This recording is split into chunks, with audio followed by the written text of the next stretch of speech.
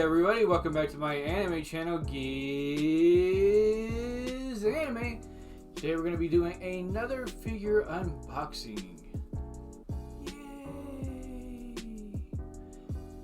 Today's figure is Mai from the series called My-Hime Mai, and the series revolves around Mai and this guy, Yuchi, who basically is able to unlock Mai's abilities. Mai has powers in this world, and men are able to help to unlock them. Kind of like the anime Freezing or Freeing, I can't remember which it's called. And she's able to use her abilities somewhat without this guy, but with him, they're like enhanced a lot. The series is actually pretty interesting. It's a little older of a series. If you can get a hold of the manga, I suggest that. The manga and the anime are two separate entities altogether. They don't feel the same. I've never been able to get through the anime because it just feels so different from the manga that I just dropped it after like the second episode. Maybe even the first, I can't remember. This, though, is her figure that we will be unboxing.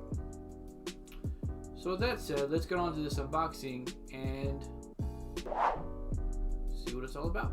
Alright, so it looks like this figure is from the Kotobukiya series. It's a 1/7 scale figure. Like I said, the series is a bit older, so the figure itself is more than likely a bit older. You got the box from the side angle. The back with, again, all the official jargon. On the bottom with a few images of the figure. We see it from the back, the front, and kind of faded front figure pose that's a little closer and more focused on her face itself.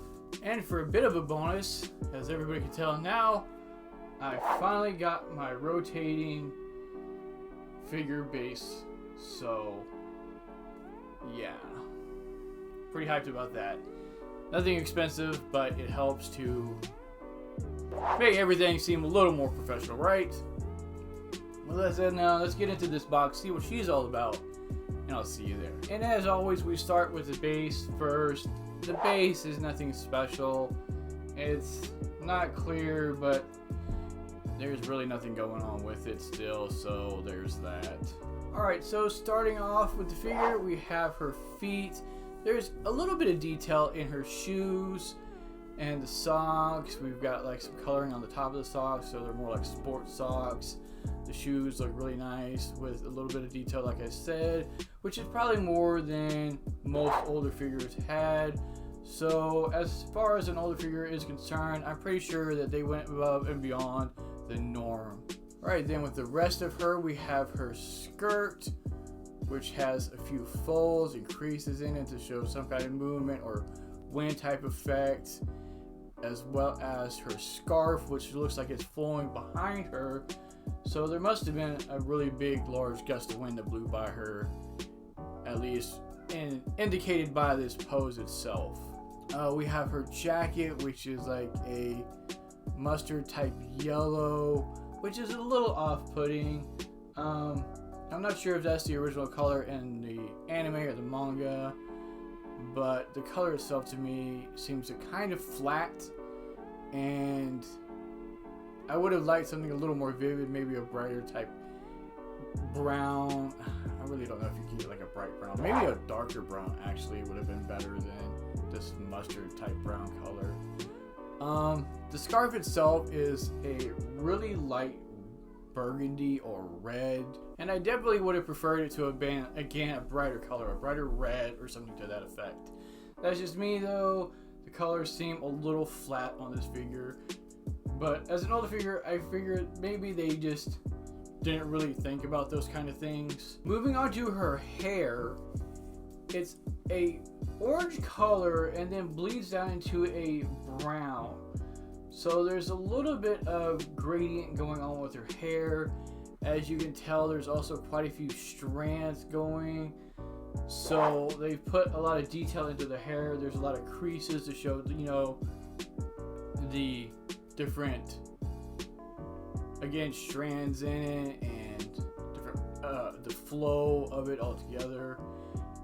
I would have liked it to have kind of been, I think it would have been better if her hair was flowing in a backwards direction like her scarf is, because the scarf flowing backwards like this, or out anyways, as well as her skirt, shows that there was some kind of movement going on, and then all of a sudden her hair is just kind of flat, which is a little strange. That said though, there was quite a bit of detail in her hair, so that's definitely a bonus. Alright, so real fast with her face, her eyes are actually pretty big and anime-like, and they fit the manga really well. The nose, it's kind of hard to do noses on a sculpt at all, because it's either too realistic or too cartoony. In this case, I think it's too cartoony. You really don't see any real form of a nose. There's like a small ridge from the side view, but you really can't see it that well from the front.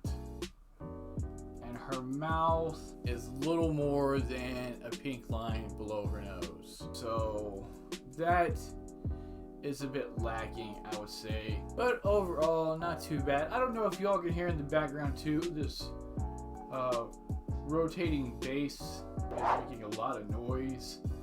I don't know if that's normal or not. This is the first one I bought.